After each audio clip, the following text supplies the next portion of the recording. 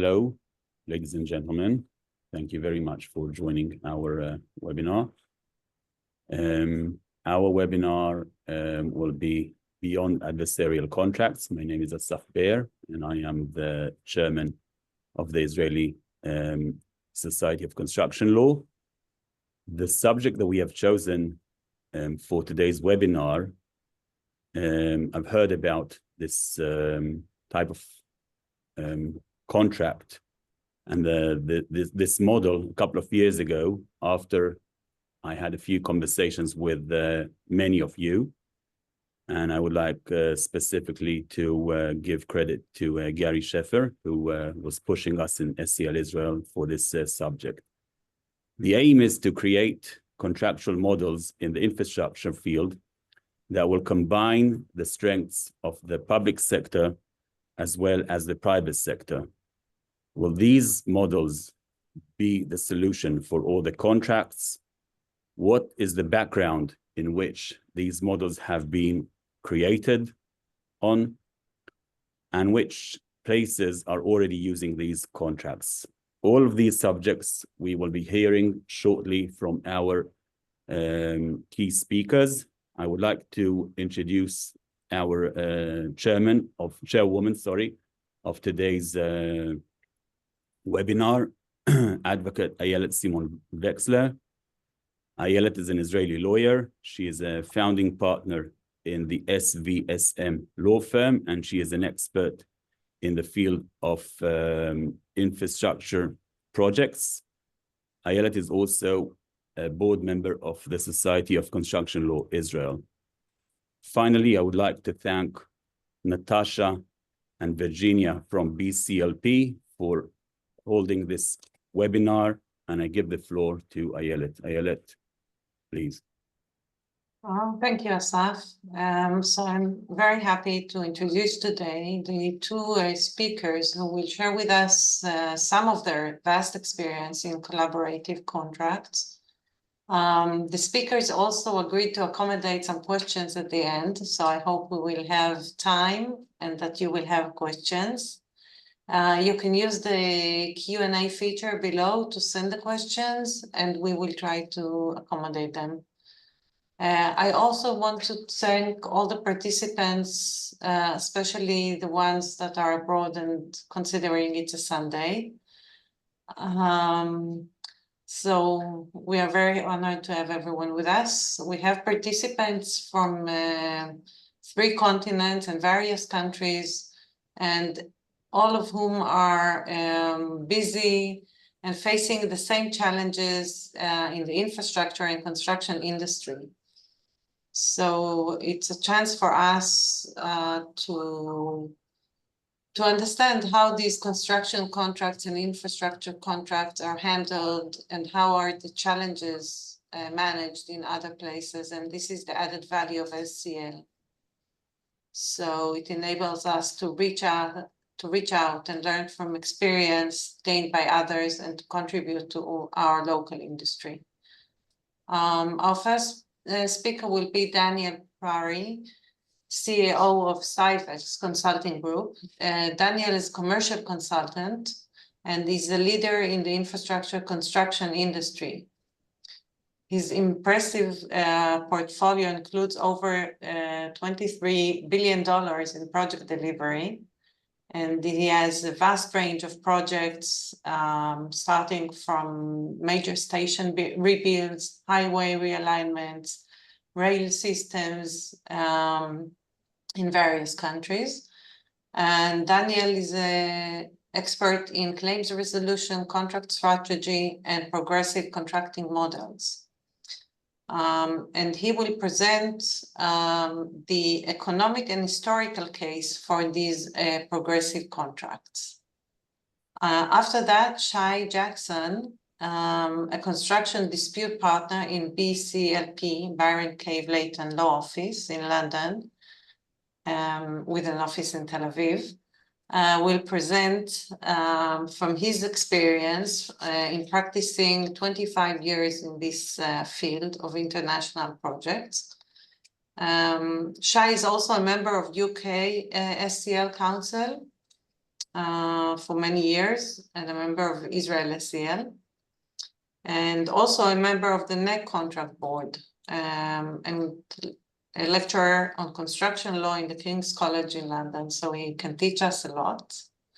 And he will present a collaborative approach to procuring infrastructure. So I suggest we go right to your presentation, Daniel.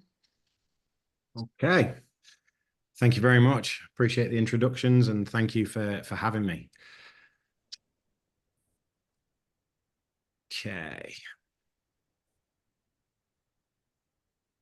I think with us being over 3 continents, there is a small delay on some of these slides changing. So if you'll be patient with me, hopefully the slide will change over any second now.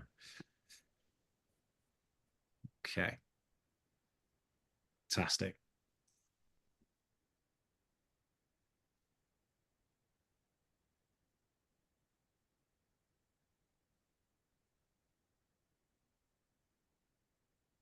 Okay, so let's start off. Why might you wish to employ a progressive contract or a collaborative contract in your environment? That's the question, and that is the subject of my presentation today. We're going to start off by describing what a progressive contract is, and then we're going to look at why you might choose to use them. We're going to do that by looking at an economic case for cooperation. Why? And you're going to hear me use progressive and cooperative and collaborative terms throughout this. They're interchangeable terms. So if you hear me say one, assume I'm referring to all 3. We're going to look at the economic case for cooperation. Why would you, whether you're from the private or the public sector, want to operate under one of these frameworks?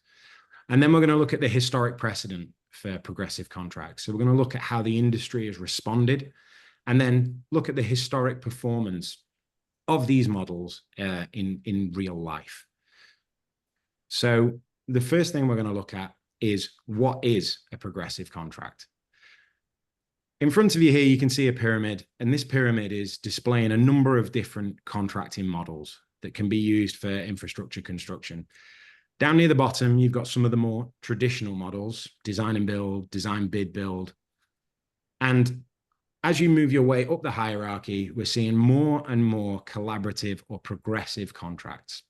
Ultimately, right at the top, the most collaborative, alliances and IPDs. The thing that makes them progressive, or the thing that makes them collaborative, are displayed along the right-hand side of this pyramid. And you can see a number of features that make a project or make a contract more collaborative. Things like the financing model that is being used, or how the price is developed. Does it come from a development stage, or is this a competitive tender? Also, the approach to the finances. Are we looking at open book or not? The approach to risk is a really big one as well. Do we look at a capped risk register, or do we look at risk in a manner which is being shared, or are we delineating between the client and the contractor? And then finally, how is the team developed? Is this an integrated team with the various participants all taking different roles within a single unified team, or do we have defined roles for different participants? And the more of these features, and these aren't the only features, these are just some examples, but the more of these features that you see, the more collaborative or the more progressive that type of contract would be considered. Generally speaking, above that orange dotted line that you can see towards the bottom of the pyramid, the ones above that are considered to be high collaboration. And the ones below that would be less collaborative, far more traditional client contractor type roles. And the question really is, why would you potentially operate under any given contract model? A couple of things to consider are shown in these arrows to the left-hand side of the pyramid. So more complex projects tend to require a more collaborative environment where different participants or different parties to the contract are working together to deal with the complexities of the project. Similarly, if you have unquantifiable risk, the more unquantifiable risk there is, the more difficult it is to demonstrate, particularly if you're operating from the client side, that you're getting good value for money through competition. Because inevitably, if I'm a contractor and you ask me to take on all of the risk, I'm going to charge a premium for that. And therefore, it's very difficult to demonstrate that you're getting good value for money under those traditional models. And because of that, as I mentioned earlier, there is an increased requirement for collaboration in those scenarios. It might be that we need to have a shared risk register, for example. We might need to take on roles within the project based on a best for role capability, as opposed to having traditional roles where a client would do certain things and a contractor would do others. And finally, one additional consideration would be how much involvement the owner needs to have to make the project a success. I mention this because in scenarios where, for example, a project is being built alongside live rail, or a highway project, a widening project is taking place and the road needs to remain open, there'll be continuous involvement that needs to come from the owner in order to maintain that asset during the construction works. And in order for that to not affect your project in a negative manner, you're going to need the owner to be actively involved in the planning process and in the development process of that project and during delivery. So those are the features that you might think of in a progressive model. But why would you want to use it? So we're going to talk about something here in economic theory, which is, it's been around for a long time, since the 70s, which is the iterative prisoner's dilemma. I want to draw everybody's attention to how this works.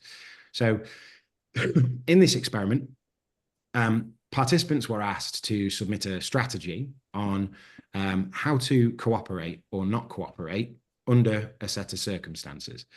On the right-hand side, you can see A and B, and then a series of scores based on the decisions that they made.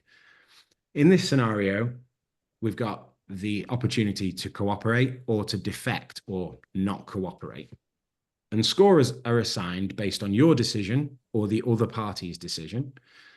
And the astute among you will notice that the only way to avoid getting a 0 score, the point of this is to actually accrue scores, the only way to avoid getting 0 is to defect or to not cooperate. Now, in a scenario where you only have to make this decision once, it's therefore not beneficial or risky to, it's very risky to cooperate. But if I was to replace A and B with client and contractor, for example, we know that the choice to cooperate isn't just made once. It's done multiple times throughout the course of the project.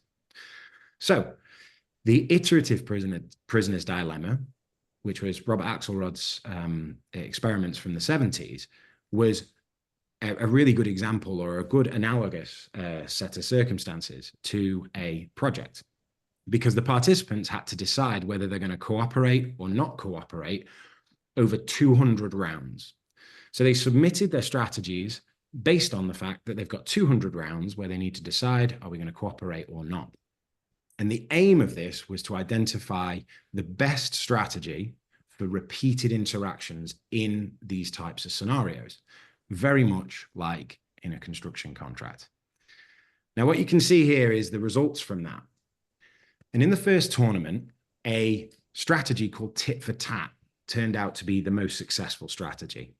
And tit for tat was basically a scenario where the strategy was to cooperate first, and if the other party defects or didn't cooperate, then you would respond in kind on the next turn. So you refuse to cooperate on the next turn. However, critically, once that had happened, you then return to a scenario where you're cooperating. And this was summarized by Robert Axelrod as being nice and being forgiving.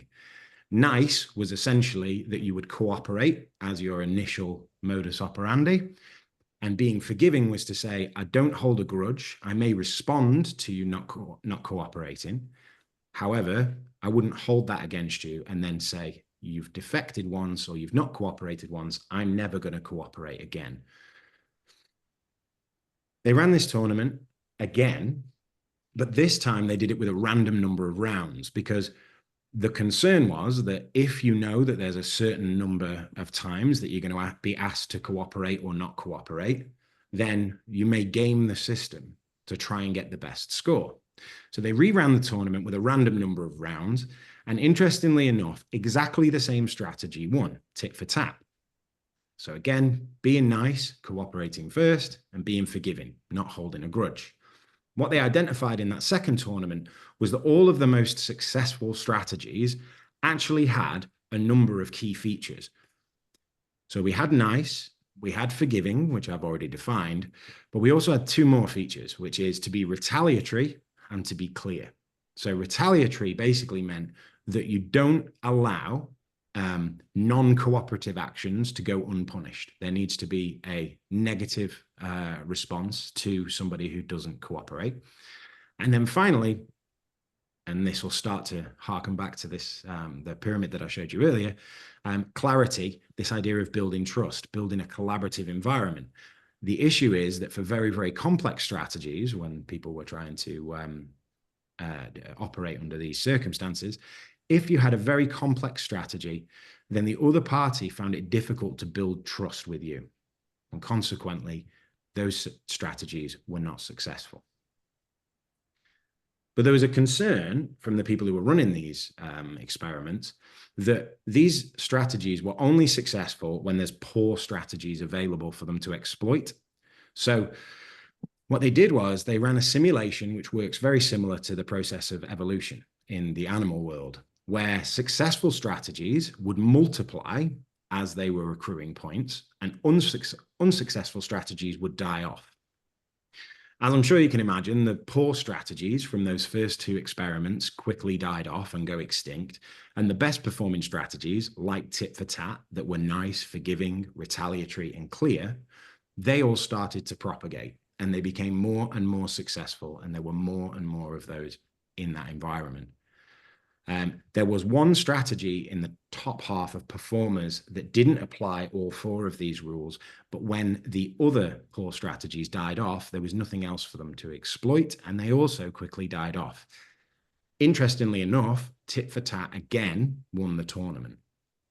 And these four principles were so powerful and so strong that even when they reran a fourth tournament, whereby the number of cooperative strategies was tiny and they were overwhelmed by the number of uncooperative strategies, they still ended up propagating and those poor strategies died off. So these cooperative principles are things which are very, very powerful in the long run in accruing points. And if you think back to that A-B diagram that I showed on the right-hand side of the screen earlier, what we're looking for here is a scenario whereby clients are getting good value for money and contractors are being able to make money. So those points, if you put a pound sign in front of them or a dollar sign in front of them, that is what these cooperative strategies would indicate would be more successful in making sure that all of the parties to these infrastructure projects would perform well. Now, going back to those features and comparing them to some of these models that we've talked about, you'll notice that some of the features actually map on to that economic theory. They are cooperative in nature and they cooperate first. That's some of the features that are in these contracts. So they are meeting that first criteria of being nice. Similarly, in almost all circumstances, for example, if you were to look at how change is assessed for a particular project, they are forgiving, i.e. they are dealt with on an individual basis. And if you don't cooperate once, the whole thing doesn't fall apart. Each thing is assessed separately, and you're able to go back to a cooperative environment. With regards to retaliatory, I think the most successful projects have clauses within them which penalizes non-cooperative behavior from the participants, as well as incentivizing cooperative behavior.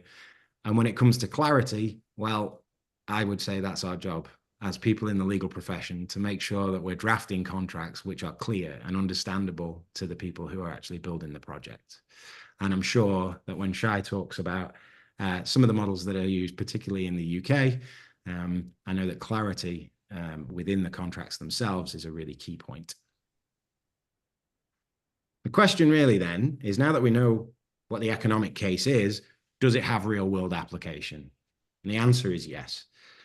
Early in the 1990s, there'd been an issue identifying and being able to deliver on a project in the North Sea. This was a private project from BP, and the Andrew oil field had gone untapped for about 20 years at the time. Difficult project challenges, all of the things that we mentioned earlier, difficult project challenges made traditional models untenable.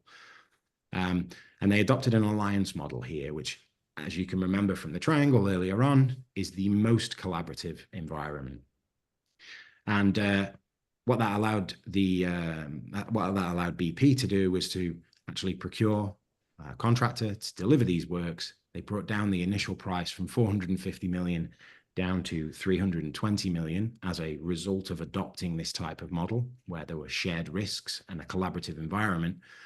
And that procurement process continued through delivery. Some of those features, some of those behaviors continued through delivery. And they ended up with a great success where they actually reduced the price down even further to 290 million. And unsurprisingly, this got noticed internationally.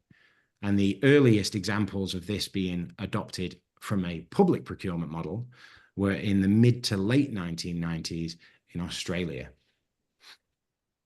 And a good example from that period is the Northside Storage Tunnel.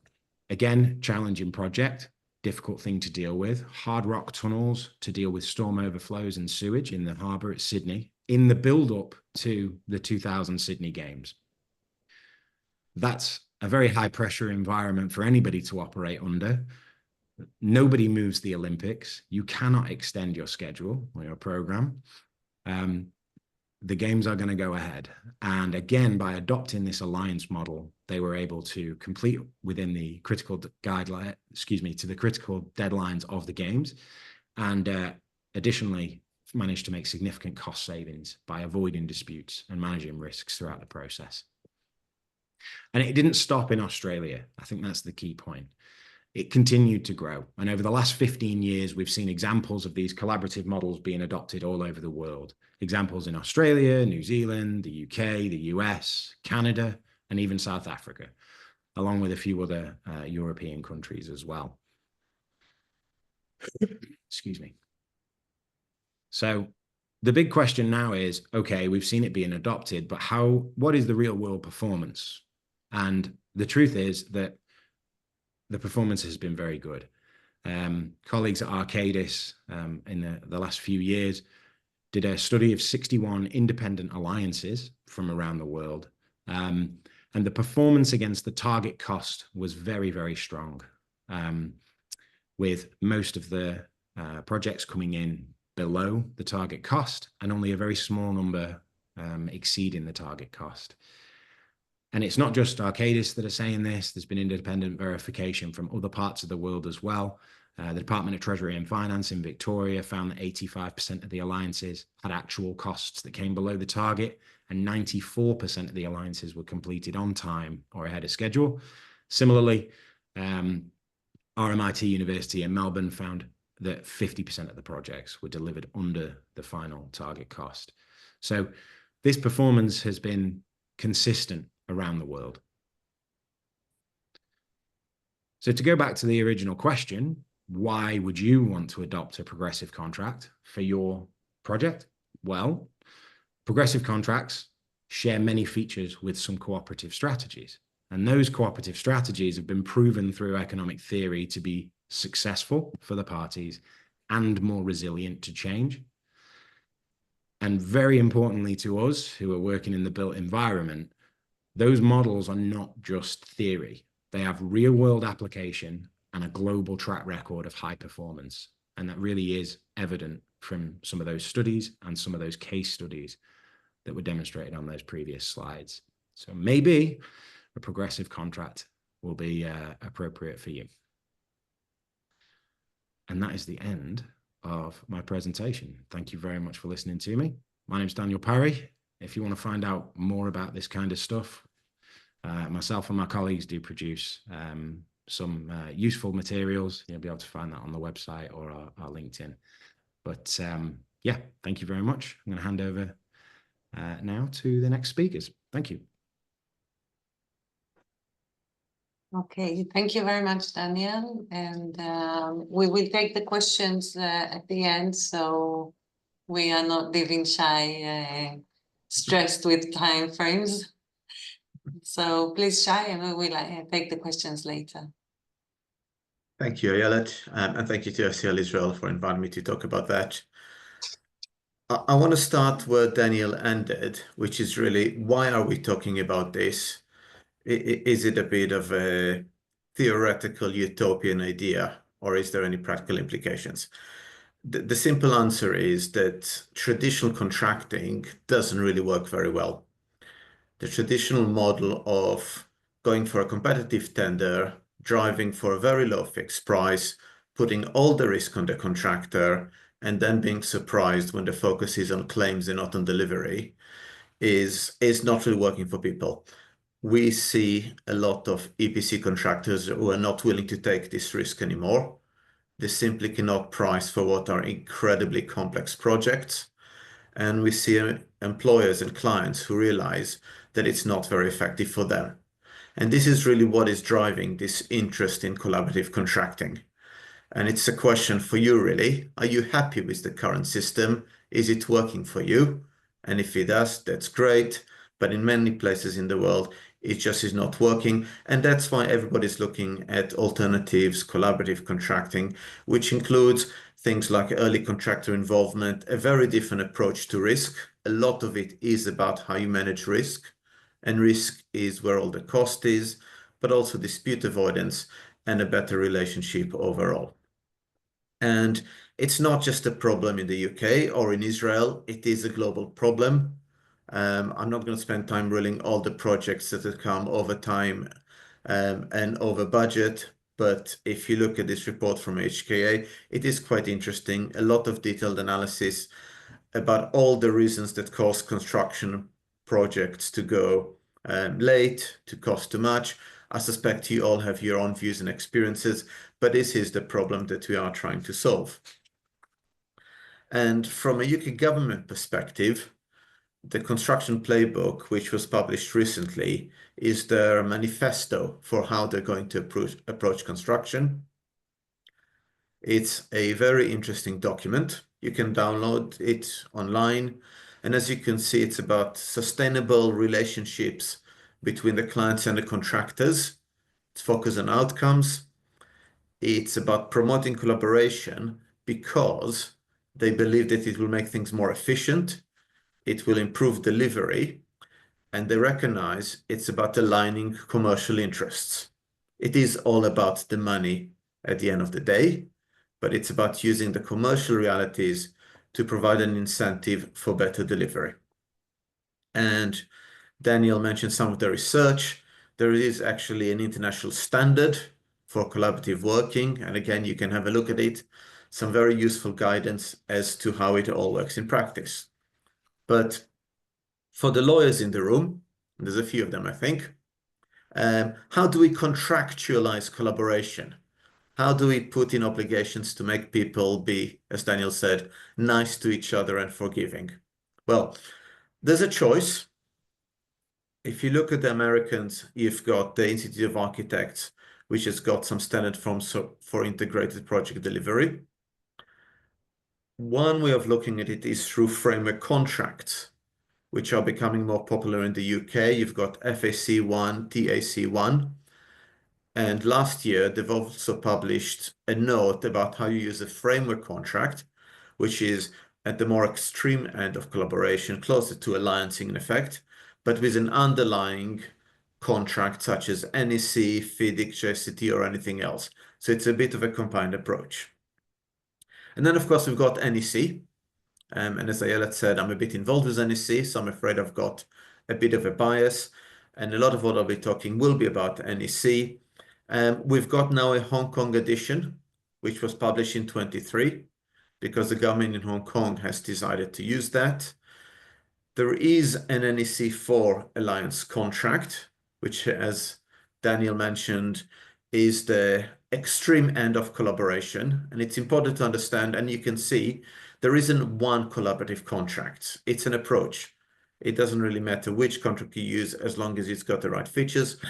And even FIDIC, that I'm sure many of you will be familiar with have recognized that there is this international need for a collaborative contract. It was supposed to come last year. It might come out this year, probably next year from what I'm hearing. But again, you can see that the international community is recognizing that those things are necessary. There is an interest from the industry. It's a marketplace. If industry was not interested, nobody would bother, but there is an interest out there. And NEC is a good example because it was driven by the industry, and by that I mean engineers, not lawyers. NEC was started by the Institute of Civil Engineers because they said, we do not like the contracts that lawyers draft for us. They're only focused on rights and obligations. What happens when things go wrong? We want a contract that will help us deliver projects better. We wanted to encourage collaboration. We wanted to get away from disputes. And we also want something that is relatively straightforward and is easy to use internationally. So NEC, the first edition was introduced in '92, just celebrated 30 years. We're now in the 4th edition. I would probably need a lot more than the time I've got to talk about NEC, but Assaf wouldn't let me have that. So I'm just going to give you some of the main features and you can decide for yourself what you think. So how is it different from other contracts? If you look at NEC, the first thing you'll notice is the language. It is very different from traditional contracts like FIDIC. It is in simple English. It uses the present tense. Clauses are very short. There's no cross-referencing. It is meant to be really easy to read and understand. Not everybody likes it. Many lawyers do not, because it's not traditional. But as Daniel said, it's about the industry. A contract has to be able to be understood by the people who are using it. The idea that you have to operate a contract with a lawyer sitting next to you telling you what it actually means doesn't really make sense to me. It's also very flexible. And that's part of the strength and the challenge with NEC. It is not just a fixed price contract. I've mentioned before the role of risk and pricing. You choose based on your needs how you want the contractor to price for the contract, well, how you want the project to work. You can still have fixed price, traditional, not a problem. NEC is fixed price. It also has a bills of quantities remeasurement version, which it works in the traditional way, but it also gives you that target cost idea that Daniel mentioned, and that's the real way to drive collaboration and align commercial interests. But it also forces you to choose all the secondary options that deal with many things like design risk, inflation risk, and it requires a more sophisticated approach to risk, which means more work, perhaps. It's not as easy as taking it out of the shelf and filling in the numbers and there you go. But for sophisticated clients and sophisticated contractors, there's opportunity because, again, risk and price are very closely related, and clever clients can adjust the cost of a project based on how much risk they're willing to take. Because if you put all the risk on the contractor, there is a cost to that. But if you're willing to share some of the risk, there might be savings. I've mentioned project management. It's very closely related to, but not identical to, collaboration. But ultimately, the idea is that you deal with things as they happen. You have early warnings. You meet to talk. You update the program. I'm going to cover those things in a bit more detail. And the other big difference is that when you've got, whether you call it employer changes, claims, compensation events, you deal with them as they happen. No longer the old, we'll just leave it until the end. We'll see what happens because I won't be on the job anymore. It will be somebody else's problem. You deal with things as they happen when people still remember and understand what it's all about.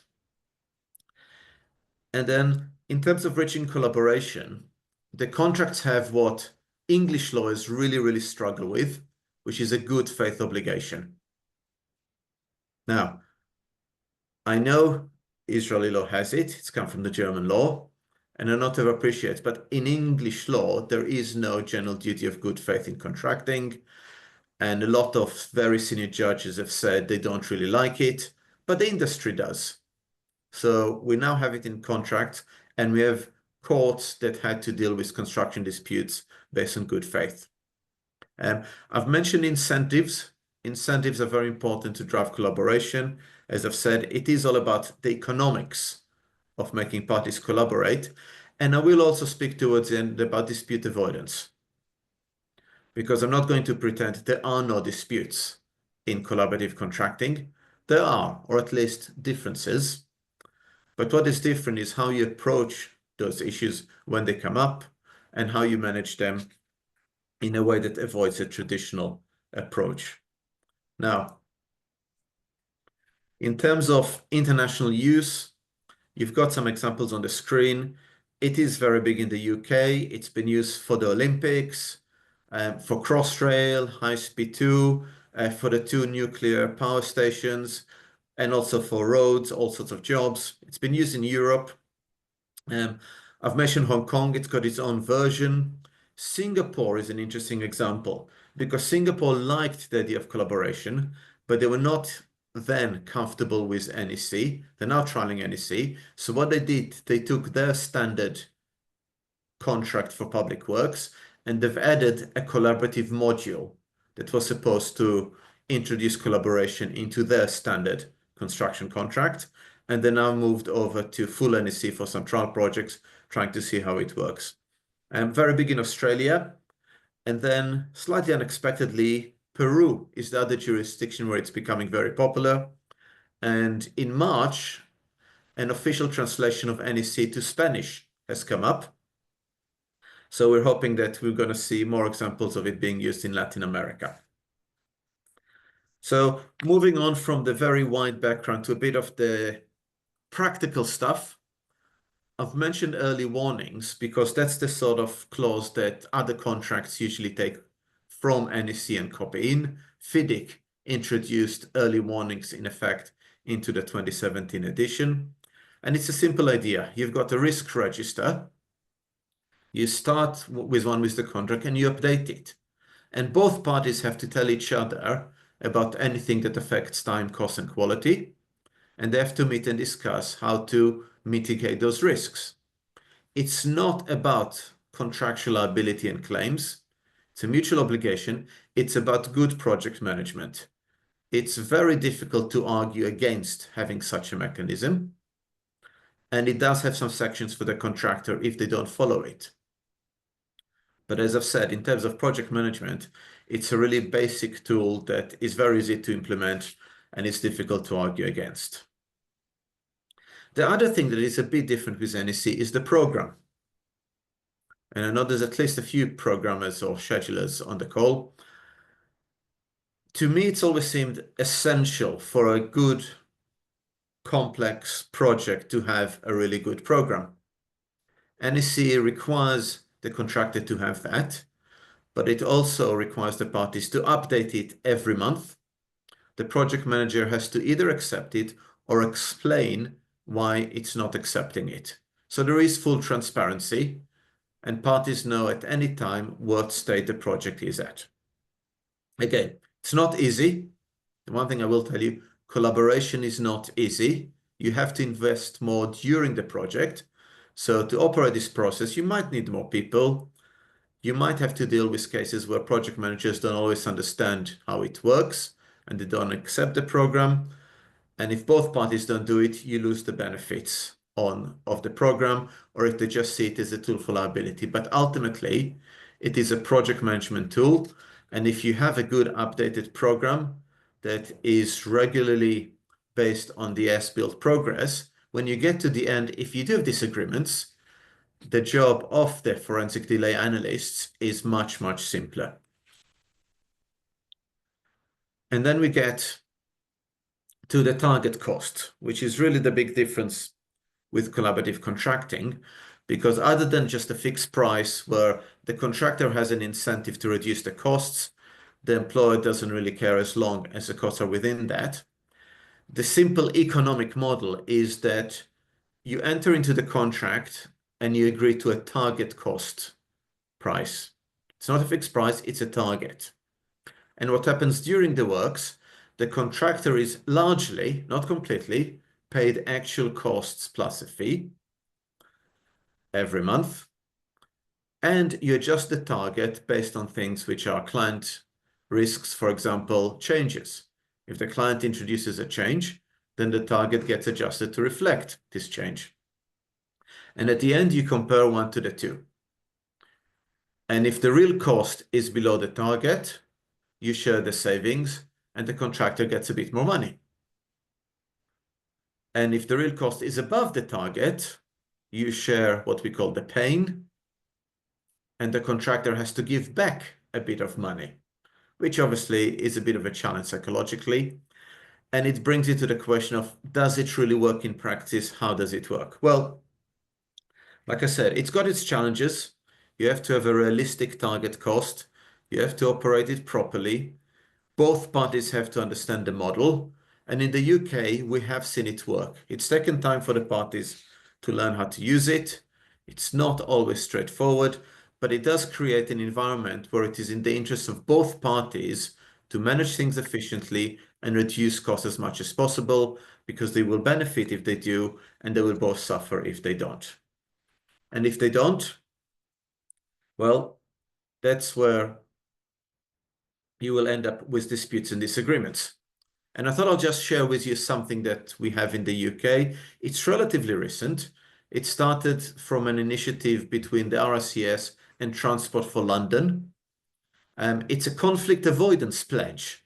It's a promise to try and reduce disputes and conflicts.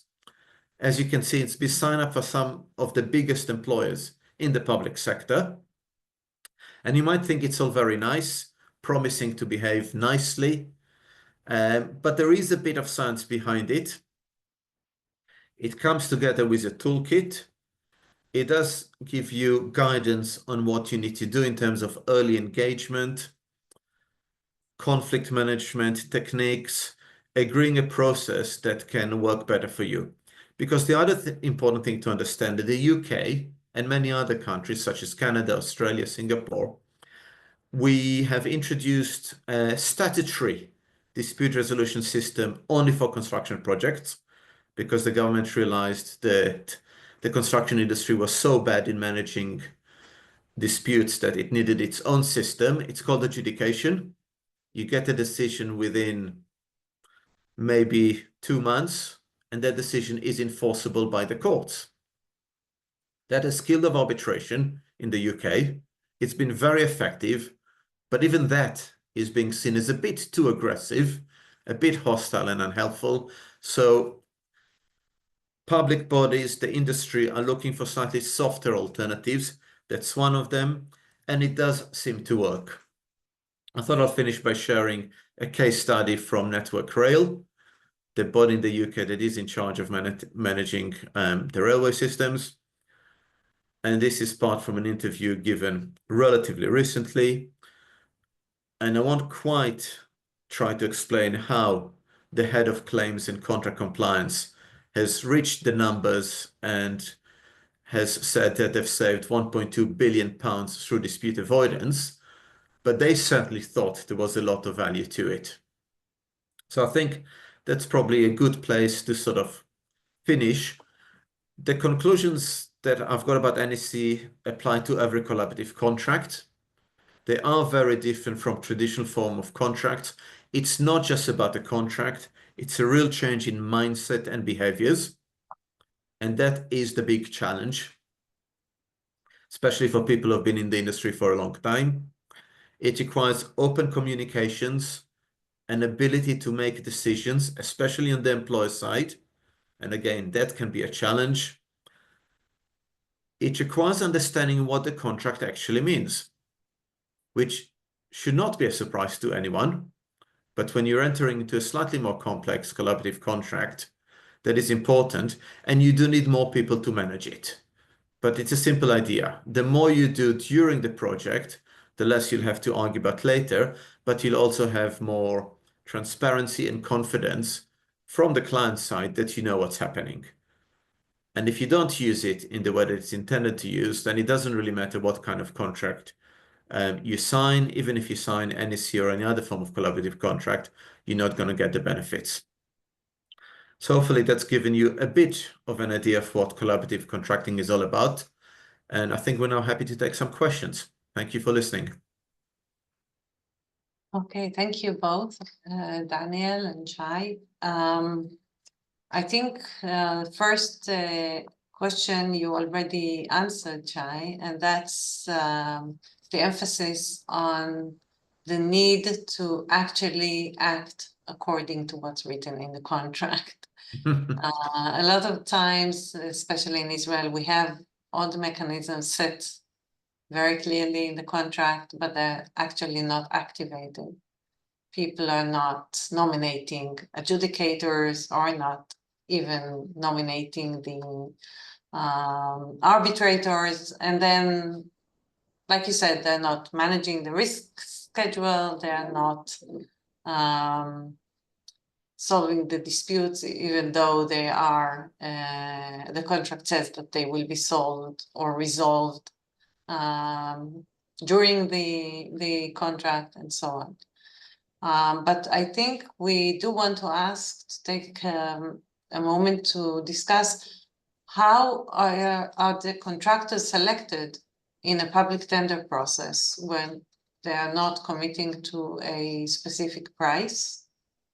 So what are the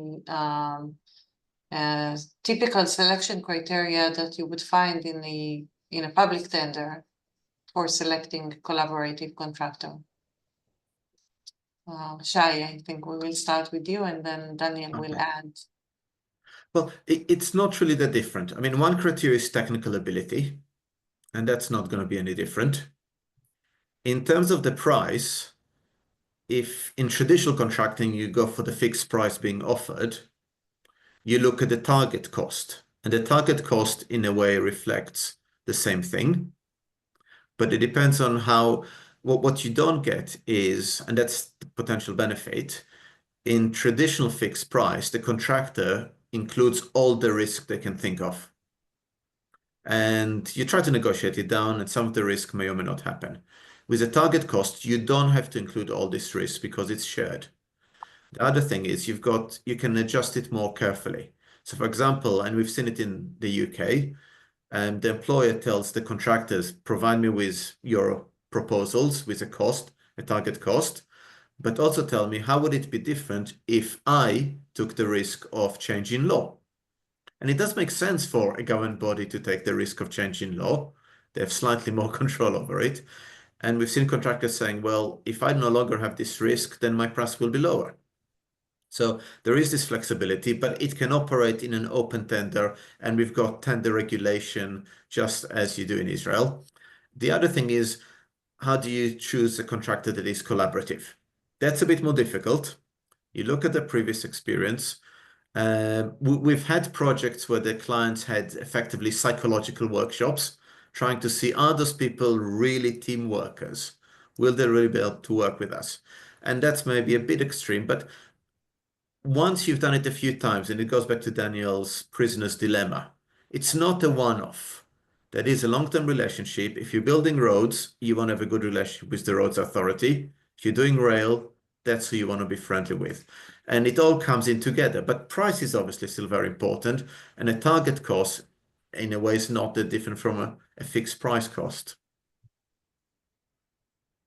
Yeah, I think all I'd potentially add to that is just the fact that many of the progressive or collaborative contracts come through some form of ECI process to begin with. So there'll be a development phase prior to confirming what the target price is going to be, where the parties operate together as they go through various stage gates or design freeze points. So through that process, many of the things that Shai's just mentioned, those sort of interactive tendering, those collaborative environments are sort of tested as part of that. And the question would really be, well, who do you decide who you want to go into an early contractor involvement with? Often that's through the participants to that are selected based on an expression of interest or an RFQ type process, where you would focus more on the technical capabilities or experience of the various participants. And then, like I say, you go through that early contractor involvement as you build the target price together. After you selected the contractor, in your case. Yeah, in that case, yes. Okay. Again, Shai, we have a question. Whether there's any other type else than cost plus. I think you discussed that you have various types of payment mechanisms. So if you could briefly detail Yes. that. So it's fixed price, remeasurement contract, bill of quantities. You've got target cost in both options. So you've got target cost based on a fixed price, or target cost based on a bill of quantities.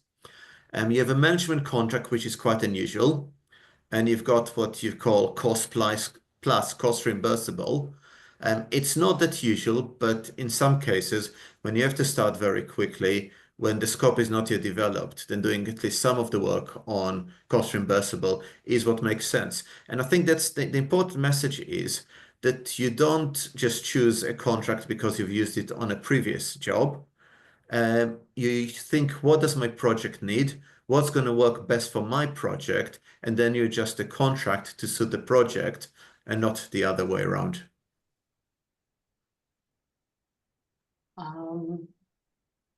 So we have a question from one of our schedulers. How are schedules defined or created in these contracts? Well, the idea is that you have the concept of what's called the accepted program. And in American, it's schedule. In English, it's program. It's the same thing. But the contractor has the obligation to provide the program or the schedule. It's very prescriptive as to what it must include. And I think the biggest difference is it doesn't just include the contractor's works, it includes the works of everyone else, the client, third parties. So if you start with that, everybody knows what they need to do and when, because it's logic linked. Everybody will know that if they don't give a piece of design by a certain time, it will cause critical delay. You update it every month, so it does not become irrelevant. The schedule of the contract, who updates that? The contractor updates it every month and submits it to the project manager, to the client. The client either accepts it, and if they do, they've got a common baseline to discuss anything that happens, but also they have full transparency, they know what's happening. If they don't agree with it, they tell the contractor why. They don't just say no. And then the contractor can fix with it or deal with it. But again, if there is no agreement, and it does sometimes happen, at least you know what you're not agreeing about. And if you do it every month, which is not easy, it's a challenge, but it does make management better and it gives transparency. A lot of the problems we see are because clients don't know what's happening on the project. When they get claims or disputes, they don't trust what the contractor says. But if you operate this kind of open process from day one, before things get hostile, then it's much easier to resolve issues later on. Absolutely. Just to add to that, I think one of the things that I mentioned earlier on was this idea of open book. And I think most people, when they hear open book, they think about finances. Really, open book as a principle in these collaborative environments includes understanding each other's internal processes. And what Shai's talking about there, where you include the client obligations in the program or in the schedule, requires understanding what their processes are internally. And by having a single source of truth for your schedule, you can make sure that any approval timelines for your client are also included in there, which means that everybody's reading from the same text and they know where they're going. So that open book principle is critical across the board. It's not just finances. It's like for every relationship, you need transparency and honesty. Right. Absolutely. Okay, so Actually, our time is almost up, so we will take one last question, and I will invite everyone to continue this discussion in other platforms. You're invited to join SCL Israel, and also the discussions we can expand on LinkedIn or all other platforms. So my last question is for you, Daniel. You mentioned that in your top and more advanced contract is actually an alliance. So if you can expand a bit on how is this formed and how this alliance is managed.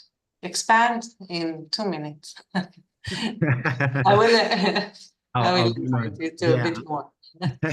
Absolutely. I'll do my very best. Usually they're formed based on setting some, going through some form of early contractor involvement. So initially you would go through some form of RFQ or expression of interest type process where you'd set minimum conditions of satisfaction for the participants. That'll focus on things like technical capabilities, what kind of experience they've got, and also whether they've got good team culture and behaviors and safety records, things along those lines, as opposed to specifically on price. And then once you have a shortlist through that process, you usually then go to some form of RFP process, so request for a proposal. At that point, that's when you'd start to bring in some of the commercial considerations. So still additional detail around some of those cultural, experiential type qualifications, but that's when the bids would start coming in with prices that would sort of form the initial basis of your target cost.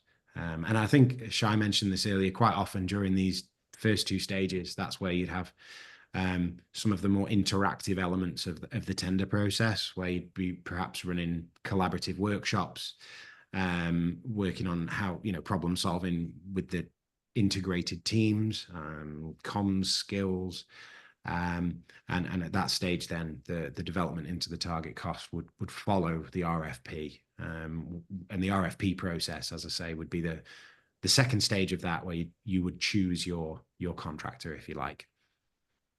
That's the normal approach. Okay, and how are the alliances actually managed? Do the public sector representatives in the alliance are authorized to take decisions by themselves? Do they have any restrictions? They go back home to get authorizations before decisions are made, after decisions are made? Well, as we all know, what's written into the contract isn't always practicable in the real world. And that's no different under an alliance. In the purest sense, an alliance should be self-sufficient for the most part. There are some reserved powers for what they call the owner's representative. The owner's role is split into 2 parts. The owner's role is, the owner's representative is one of those roles, and the owner's representative takes on a more traditional client type role. But you also have the owner participant, who's actually becomes part of the alliance itself. And then within the alliance, you have an alliance leadership team, an alliance management team, and an alliance project team. With the alliance leadership team, at least in a pure alliance, having sort of very broad reaching powers, and they can make decisions on a unanimous basis on relation to that particular project. I would go into more detail. I could talk about the principles and features of alliances for a very, very long time, but I'm conscious of time, so I'll probably just leave it there for now.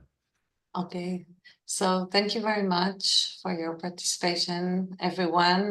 We've had a very impressive participation for this time in Israel, at least. So I want to thank you, everyone, and especially, of course, Daniel and Shai. And I'm sure this discussion will expand in Israel, at least. So thank you. Thank you very much, Ayelet. We encourage you to join SCL Israel. You can find us on the internet, and you can find us also through LinkedIn. And thank you very much, Ayelet, Daniel, Shai, and Virginia for supporting all of this webinar. Hope to see you in our next webinars. Thank you again. All the best. Bye-bye. Thank you, everybody. Thank you.